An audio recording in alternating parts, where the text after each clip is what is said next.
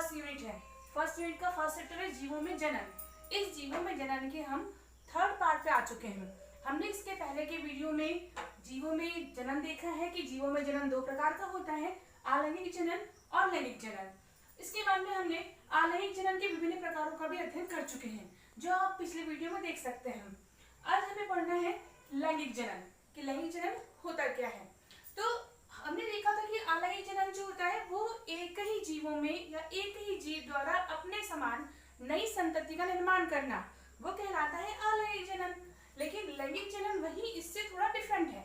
वो क्या होगा कि किन्हीं दो जीवों द्वारा एक नई संतति का निर्माण करना, वो कहलाता है लैंगिक जनन। इसमें मेल फीमेल दो जीव मिलकर के एक नई संतति का निर्माण करते हैं जो अपने जनक से बिल्कुल डिफरेंट होती है, तो ये कहलाएगा लैंगिक जनन।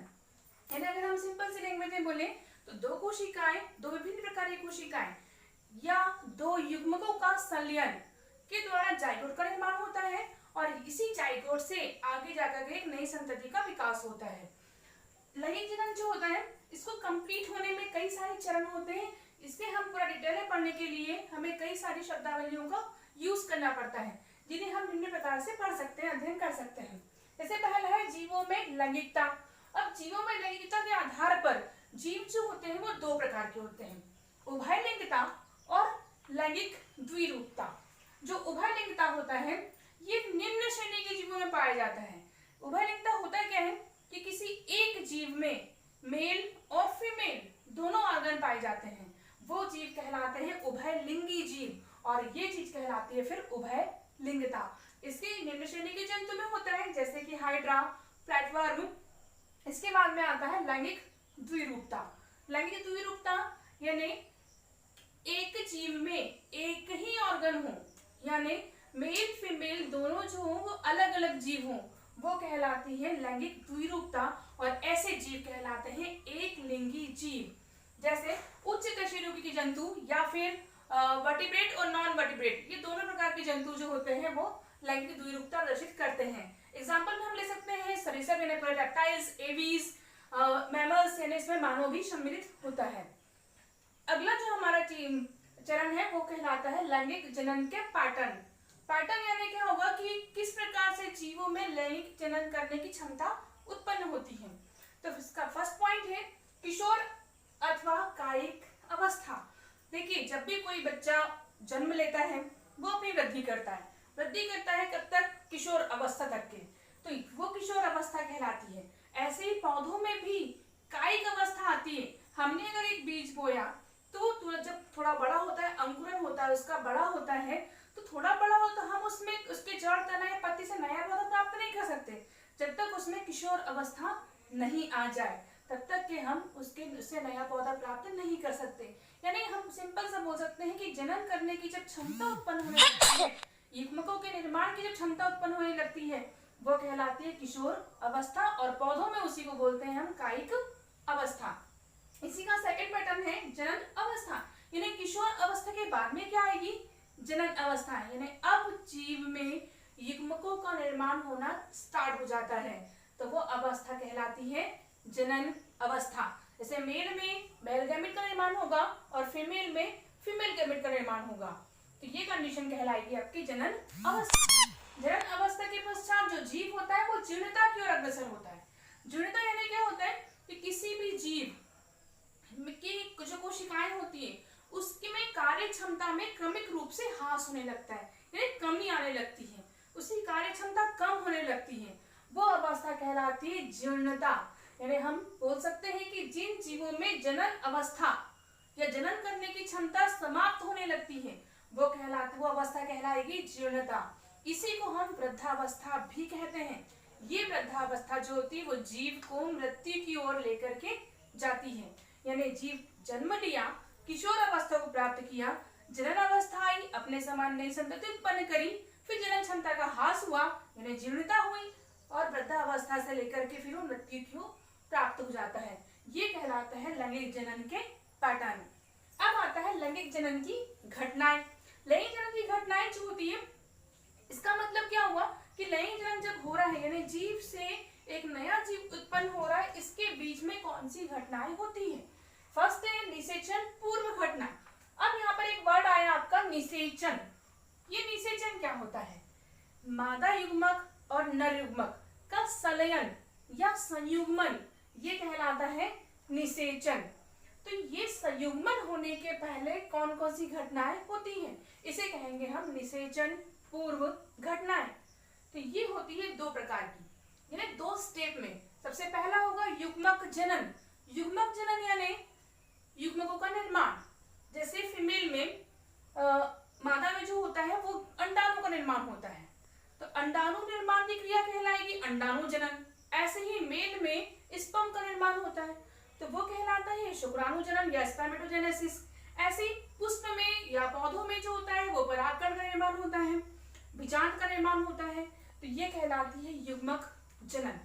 इसी का सेकंड जो स्टेप है वो है युग्मकों का संलयन हेतु गमन। अब संलयन हेतु गमन यानी क्या होगा कि मादा युग्मक और नर युग्मक ये जब संयुग्मित होंगे, सलित होंगे, तो क्या होगा, युग्मकों को उन तक जाना पड़ेगा, उसे कहेंगे हम युग्मकों के संलयन हेतु गमन। इसके लिए माध्यम की आवश्यकता पड़ती है, जैसे कीटों के द्वारा जाते हैं, यानी जो पुष्प होते हैं पुष्प में परागकण कीटों के द्वारा भी प्रवेश करते जाते हैं, वायु के द्वारा भी जाते हैं, पानी के द्वारा भी जाते हैं। तो ये सब जो होते हैं वो माध्यम होते हैं जिसके द्वारा युग्मक जो होता है वो नर युग्मक जो होगा मादा युग्मक तक के जाता है। ऐसे ही जो जंतु होते हैं, जंतु में भी नर युग्मक जो होगा वो मादा युग्मक तक के जाएगा। तो ये कहलाता है युग्मकों का संलयन हेतु गमन। अगला जो है हमारा निषेचन अथवा युग्मक संलयन, यानी ये पूर्व घटनाएं तो हो चुकी, युग्मक जनन हो चुका, युग्मकों का गमन हो चुका। अब क्या होगा, निषेचन होगा। निषेचन यानी मादा युग्मक और नर युग्मक आपस में संलयित होंगे, जुड़ेंगे। तो ये दो प्रकार का होता है, अंतः निषेचन और बाह्य निषेचन। अंतः निषेचन क्या होता है, बॉडी के अंदर होना, किसी जीव के शरीर के अंदर ही नर युग्मक और मादा युग्मक संयुग्मित होते हैं, संलयित होते हैं, वो कहलाता है अंतः निषेचन। ये रेप्टाइल्स, ये मैक्सिमम जो होता है मैमल्स में होता है, यानी जंतु वर्ग में, जिसमें मानव भी सम्मिलित है। मानव में निषेचन जो होता है फैलोपियन ट्यूब में होता है। तो ये जो अंतः निषेचन होता है ये बॉडी के अंदर होता है। जो नर युग्मक जो होगा वो फीमेल की बॉडी में अंडाणु से आगे संयुग्मित होगा और एक जाइगोट का फॉर्मेशन करेगा, ये कहलाता है अंतः निषेचन। सेकेंड इसी का भाग है बाह्य निषेचन। बाह्य निषेचन यानी क्या होता है कि शुक्राणु या मादा युग्मक और नर युग्मक जो होता है वो बॉडी के बाहर ही संलयित होते हैं। जैसे मछली वर्ग में पानी के बाहर, पानी में जो होगा बॉडी के अंदर से जो है अंडा निकल गया, उसके बाहर ही जो होगा वो स्पर्म आके या शुक्राणु आकर के जो है वो ऐड हो जाएगा, यानी मेल गैमेट और फीमेल गैमेट जो होगा वो पानी में संलयित होगा, संयुग्मित होगा, ये कहलाते हैं बाह्य निषेचन। अब है आपका इसी का थर्ड पॉइंट, निषेचन पश्च घटनाएं, यानी युग्मक का जनन हो गया, गमन हो गया, संलयन हो गया। अब क्या होगा, तो अब होता है जाइगोट का निर्माण, यानी मेल गैमेट और फीमेल गैमेट ये आपस में आकर के जुड़ते हैं, तो यहाँ जो बनता है वो कहलाता है जाइगोट। ये जाइगोट या इसी को बोलते हैं युग्मनज। जो गैमेट होते हैं वो अगुणित होते हैं और जो जाइगोट होगा यानी युग्मनज होगा वो द्विगुणित होता है। अब यहाँ से भ्रूण का निर्माण होना चालू हो जाएगा। कोशिकाओं का विभाजन होता है, समसूत्री विभाजन, उसके बाद अर्धसूत्री विभाजन, कोशिकाओं की संख्या बढ़ती है और यहाँ पर फिर भ्रूण का निर्माण होता है। भ्रूण में भी अलग अलग लेयर्स होती है, मोरुला, ब्लास्टुला, गैस्टुला, ये स्टेजेस होती हैं और एक्टोडर्म, मेसोडर्म और एंडोडर्म ये उसकी लेयर होती है। इसके द्वारा एक बेबी का फॉर्मेशन, एक बेबी का निर्माण होना चालू हो जाता है। इसके आधार पर यानी शिशु जो होते हैं या जाइगोट के विकास के आधार पर जो जीव होते हैं वो दो प्रकार के होते हैं। पहला है अंडप्रजक यानी ओवीपैरस। इसका मतलब ये होता है कि ऐसे जीव जो अंडे देते हैं या अंडे उत्पन्न करते हैं वो कहलाते हैं अंडप्रजक या ओवीपैरस, और ऐसे जीव जो कोई शिशु को जन्म देते हैं वो कहलाते हैं सजीव प्रजक या विविपैरस। तो ये होता है हमारा पूरा लैंगिक जनन कि किस प्रकार से लैंगिक जनन होता है। इसी के आधार पर समस्त जीवों में जनन की प्रक्रिया संपन्न होती है, यानी उच्च कोटि के जीवों में जो होगा वो लैंगिक जनन होगा। तो लैंगिक जनन क्यों होता है या क्यों आवश्यक है, उसका महत्व क्या है। तो लैंगिक जनन के द्वारा किसी जीव में जो नई संतति उत्पन्न हुई है वो विकास करती है, यानी वो अपने जनक से डिफरेंट होती है। गुण दोनों के आते हैं, मेल और फीमेल दोनों के गुण आते हैं, इसीलिए क्या होगा, जो नई संतति आई वो दोनों से डिफरेंट होगी और विकास करती है। अब हम यहाँ पर एक पॉइंट बोल सकते हैं कि जो लैंगिक जनन होता है वो अलैंगिक जनन से बेटर होता है, इंपॉर्टेंट होता है, विकासशील होता है।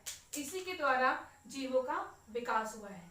तो इसके यहाँ पर आपका जो यूनिट फर्स्ट है उसका फर्स्ट चैप्टर खत्म होता है। इसके बाद में सेकंड चैप्टर आता है। तो सेकंड चैप्टर में हम पढ़ेंगे पुष्पीय पादपों में जनन, की पुष्पीय पादप जो होते हैं उसमें किस प्रकार से जनन होता है। तो ये हम अगले वीडियो में देखेंगे। लेकिन यहाँ पर आप अलैंगिक जनन और लैंगिक जनन में अंतर, अब मुझे पूरी उम्मीद है कि पूरा विश्वास है कि आप ये कर सकते हैं। तो आप ये अलैंगिक जनन और लैंगिक जनन में अंतर जो है वो लिखें